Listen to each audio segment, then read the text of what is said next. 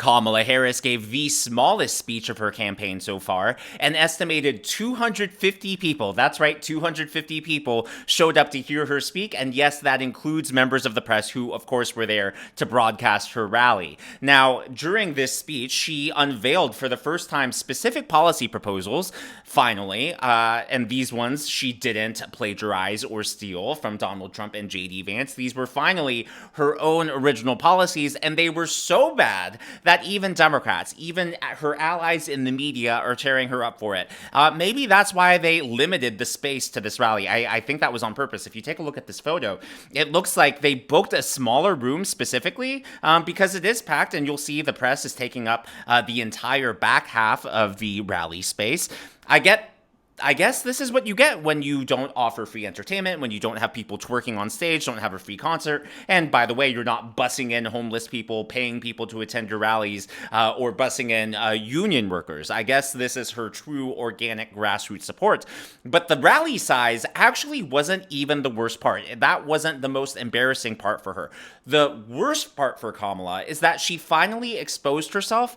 She finally exposed her radicalness, her radical policies, her radical nature to the nation. And her speech was essentially one entire infomercial for why you should vote for President Trump. Here is a highlight reel. Everyday prices are too high. It feels so hard to just be able to get ahead. The bills add up. Food, rent, gas, back to school clothes, prescription medication, the cost of food. A loaf of bread costs 50% more. Ground beef is up almost 50%. There's a serious housing shortage. The price of housing has gone up. It's too difficult to build, and it's driving prices up. It is out of reach. The size of down payments have gone up as well. Costs are still too high. There's not much left at the end of the month, and prices are still too high. Who is she running against? Her administration, the Biden-Harris administration, is literally in the White... Well, she's not literally in the White House, but they're in power right now.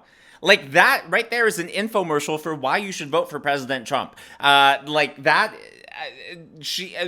her speechwriter is, really on their side ought to be fired, but I'm just reveling in this. I just love this, because talk about a complete self-own. Things are so bad that MSNBC actually ran a panel of Gen Z voters who were voting for the first time, and MSNBC was even caught off guard with how frustrated Gen Z is with the community. And remember, this is MSNBC, so they vet their guests, they vet their appearances, because, I mean, let's be honest, it's MSDNC. They want to provide essentially free airtime for the Democrat Party. So this was a huge shocker for me coming from MSNBC. I'm 20 years old. Why is a one-bedroom apartment $600, $1,600? Like, oh my God, for 500 square foot. One at a time, I said.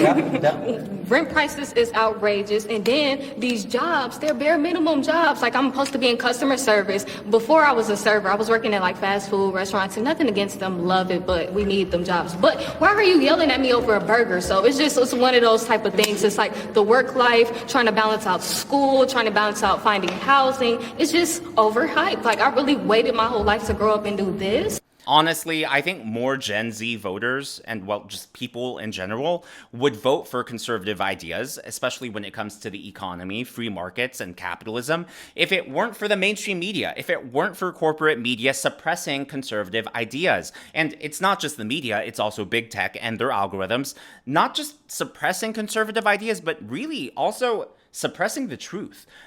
Gen Z, the wool is being pulled back from over their eyes. They are being introduced to the real world for the first time. And for whatever reason, so many of them are still going to vote for Democrats. So many of them are still going to vote for Kamala Harris. And it's because they live in this information bubble. They are being indoctrinated by higher education. They're being spoon-fed misinformation by the mainstream media. Their algorithms are shielding them from the reality of the world around them. And that's exactly why I'm making this video. Because while Kamala's policies that she unveiled at her North Carolina rally were really bad, there's one I want to focus on, because it really exposes her as a communist, as a Marxist, as just the most extreme of the extreme. Here is Kamala's proposals to handle rising food prices. And I will work to pass the first ever federal ban on price gauging on food. First of all, it is price gouging. She can't even say that right, and she has a teleprompter. By the way, I don't use a teleprompter. All of my videos are ad-libbed. And I want to point out two things. Number one, we already have laws on the books against price gouging, especially during emergencies. So, for example, if a hurricane comes, companies can't raise prices artificially on water. The prices still have to be tied to the principle of supply and demand. So whenever prices go up in an emergency, it is illegal to price gouge. And there are also laws from the FTC against price fixing, or in other words, these mega corporations colluding and collaborating to artificially raise prices and to try to price out any competition. Now, there is research from NYU that shows the net margin in the food and grocery industry, and the margins are so slim. Again, this is NYU. It's not like it's Fox News. It's not like it's a conservative think tank. And if you look, their most recent metric, so April 2024, this year, the margin, the profit margin is 1.43%. Barely anything. That is not price gouging. And in fact, if you look back when Trump was in office, 2018, 2019, the net margin was 3%. And if you think about it, that's actually really impressive, because you would expect as the margin goes up, that costs would go up, right? But instead, under President Trump, what this means is that both sides won. The consumer won because we had lower prices under President Trump, but businesses also won because you can see here, their margins were higher than they were under Barack Obama. They're higher than they are under Joe Biden, Kamala Harris. So again, just even looking at this chart from NYU, not a conservative resource, and you look at those profit margins for the food and grocery industry, they made more profit under President Trump, and prices were lower for consumers. So both sides won. By the way, it's not just NYU. This comes from the Bureau of Labor Statistics.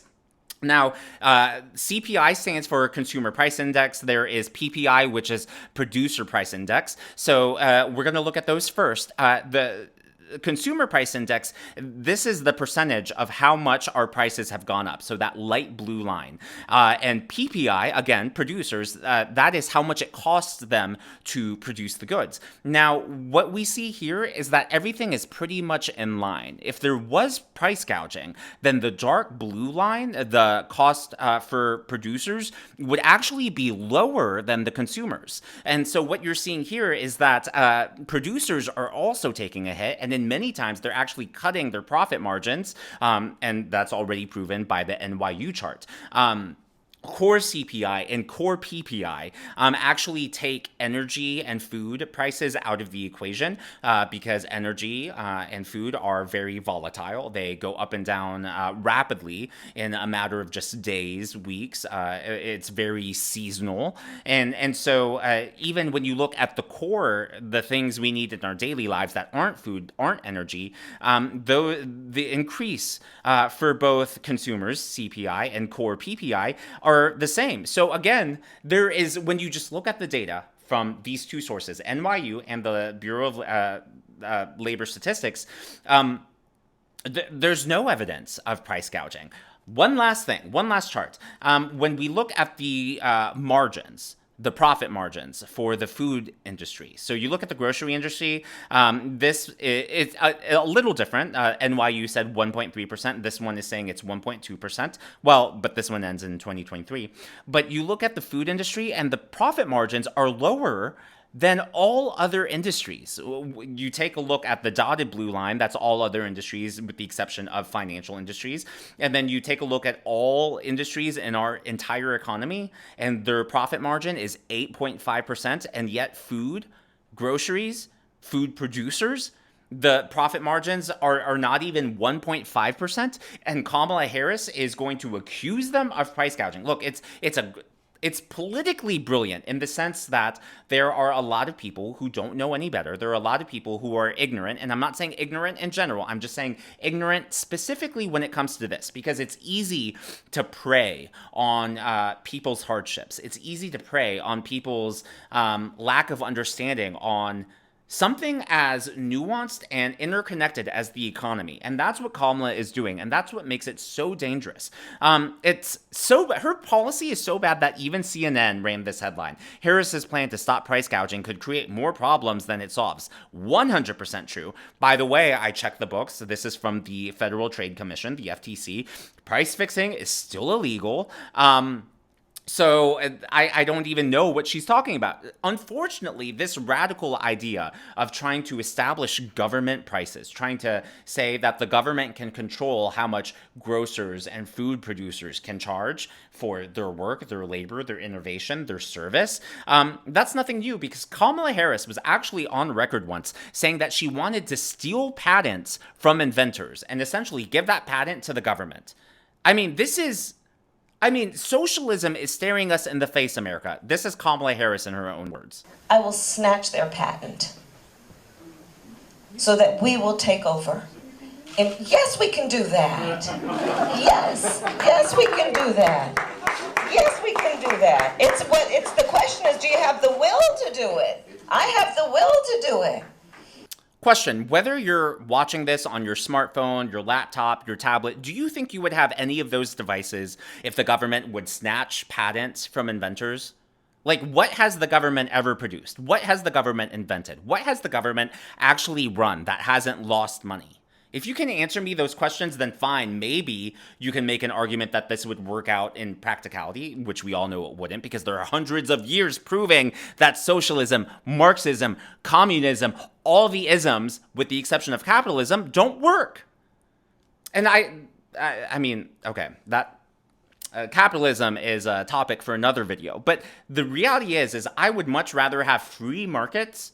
I would much rather have the decisions being left to the producers and the retailers and us as consumers than having the government step in. Again, it's so bad that even CNN, it wasn't just that headline. CNN is even allowing people on air to criticize this. Catherine, I read your piece and I heard you just mention it. The federal ban on price gouging for groceries. You are skeptical of this. Why? Well, first of all, nobody can explain what price gouging means. It's like that old line about pornography. I know it when I see it. If you look at the legislation that, as I mentioned, is already in the Senate, led by Senate Warren and Senator Bob Casey and a slew of others, the particular way that this is written, which is likely to be the template for any proposal that Harris would eventually embrace, is especially bad in that it just bans excessive prices, grossly excessive profit margins, and says that the Federal Trade Commission can use any metric it deems appropriate, which basically... Also, any metric it seems appropriate. We have an example right now of the government already controlling prices. And let me be very clear. I am not against Medicare. I am not against Medicaid. I 100% believe that we need those. And I'm so glad that we have those for our senior citizens. However, I am very upset with how Medicare and Medicaid are run. So my just personal information about me, I come from a family of physicians and nurses. I am the black sheep in the family. I'm the only one who didn't go into medicine, the only one who didn't go into law. And the reason I bring that up is because a lot of people on the back end don't realize how Medicare and Medicaid works. So a doctor, and again, I come from a family of physicians, and my dad owned his own practice and served thousands of people, especially in low-income communities. And so I know a lot about this. When just for simple math, for every dollar a doctor charges, if Medicaid or Medicare is reimbursing that, the government gets to set the price. They say, we think this is worth however much. And so for every dollar a doctor charges, the government really only reimburses them 70 or 80%. And again, most doctors, not these giant pharmaceuticals, most doctors, honest doctors, charge legitimate prices. And I mean, the regulations, they can only do so much. But for every dollar a doctor's charging, they're only getting 70 or 80 cents back. So the doctor's not going to lose that money. How are they going to make up for it? From private insurance paying more. So in other words, the government screws over the doctors, and the government is also screwing over people on private insurance, because now private insurance has to compensate. They have to bail out what the government isn't paying. And that's I think just in a nutshell, a preview of what's to come. I mean, it's multifactorial. I get it. There are so many reasons why healthcare prices are through the roof, but a major, I mean, I would argue the majority of reasons healthcare costs are through the roof is because of government involvement and government regulation. There's so much we can do to fix it, but government's a huge part of the problem. And now they want to get into something as critical to our daily lives as food. Says like it's not going to be markets, it's not going to be supply and demand that's determining how much your grocery store charges you for milk or for eggs. It's going to be some bureaucrat in DC, which seems like totally unworkable, first of all, for the FTC to be deciding like how much Kroger charges for eggs in Michigan. But it also would be very bad for markets. We've seen this kind of thing tried in lots of other countries before: Venezuela, Argentina, the Soviet Union, etc. It leads to shortages. It leads to black markets. If there is a single person out there who can point to a single country where this has worked, please let me know in the comments below. I doubt there is anyone, but hey, I'm always willing to learn. By the way, this is how media bias works, because Kamala didn't just reveal her price gauging, as she said it, her price gouging ban or attempt to fix it. She also introduced a $6,000 child tax credit, expanding it. CNBC, Vance wants to raise the child tax credit to $5,000. Here's why that could be difficult. Well, after Kamala Harris revealed her plan for more money, here's their headline. Harris calls for expanded child tax credit of up to $6,000 for families with newborns. See the difference? So a lot of people, when they think media bias, they think they are just lying or making up stories or misrepresenting, but even just the angle at which they approach stories can really tilt the impression that readers and voters have. The Washington Post, by the way, ignore the opinion. The Times demands serious economic ideas. Harris supplies gimmicks. The reason I say ignore the opinion is because this isn't just an opinion writer. This is the entire Washington Post editorial board, completely just tearing apart her policy idea. Vice President Kamala Harris's speech Friday was an opportunity to get specific with voters about how a Harris presidency would manage an economy that many feel is not working well for them. Unfortunately, instead of delivering a substantial plan, she squandered the moment on populist gimmicks. Ouch. Coming from the Washington Post editorial board, that is bad news for the Harris campaign. I think it's safe to say that based on her tiny rally, based on the media turning on her, based on the media actually being willing to have negative coverage on her, I wager that the honeymoon is over, and it did not come soon enough. It wasn't just that. There was also another Washington Post hit piece, again, an opinion piece. When your opponent calls you communist, maybe don't propose price controls. I mean, great point. The New York Post had this awesome headline on their front page of their paper this morning, branding it communism. I don't know how you would say that, but I think this one, this phrase, that hashtag is going to stick around. By the way, CNN ran multiple stories on this, bashing the price gouging claims by Kamala Harris and her policy proposals to address it. Here is another segment where they just tear into her. The other thing that I picked up on today was this whole notion that price gouging, or gauging, as she called it, is what people are feeling. That is a total canard. This is not true. This is made up because they're trying to deflect attention from the actual inflation that has caused everything in your life to get more expensive. So they need the American people to believe something other than the truth. There is no price gouging. Grocery stores, these things, they operate on very slim profit margins. There is no gouging. There is just inflation. Economy. So let me tell you something. If you like bread lines, product shortages, black markets, hoarding, if you want to recreate the happy economic conditions of The Walking Dead, Kamala Harris has a plan for you. By the way, people, managers, owners of mom and pop grocery stores. So I'm not even talking about Kroger's. I'm not even talking about Publix or Myers or is it Weagles? Weigels? It's a New York chain. I've only seen it a few times. I think it's New York, like Buffalo. They are coming out, making videos, bashing this plan. And in fact, one of them has now released a video challenging Kamala to come to his grocery store so he can show her how this all really works. My name is Carlos Collado from Finefield Supermarket. Ms. Harris, our VP candidate. See those shelves back there? We're trying to keep less inventory because it's expensive after the inflation under your vice presidency. Now I go through the store. Yes, we have to have merchandise here for our customers.